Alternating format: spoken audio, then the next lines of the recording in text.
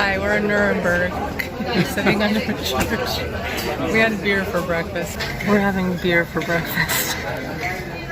Deliciousness. Super. And look at these geraniums. Here they are. They're really cute, but I did notice that here's one that is past its prime. And if it were my plant, what I would do is just follow the stem and cut right there. You can even kind of rip it off and it'll like come off right at that little point where it's connected to the plant. And that's it. You can do the same with the leaves and pull them off right here, just right where they meet the live stems. Admittedly, I have a love-hate relationship with geraniums, but these ones are nice and full and thick and healthy. And they give this floribunda type of flower bloom with lots of buds.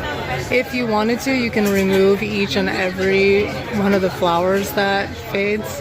You just cut it right there or pinch it off right there. And you can tell that as the stem grows taller, the new flowers come from the highest point. Like this stem that is a little bit taller and the flowers coming from right here.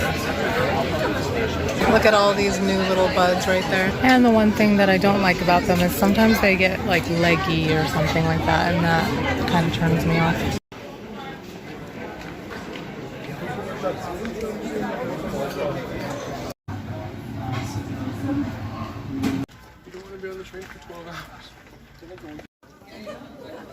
These right here are all spent flowers, and this one has some new flowers about to pop open.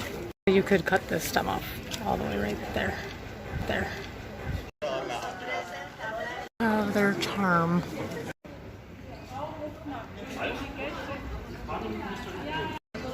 Super cute with the geranium. My great-grandma Amma really loved geraniums, so that's why I love them the most.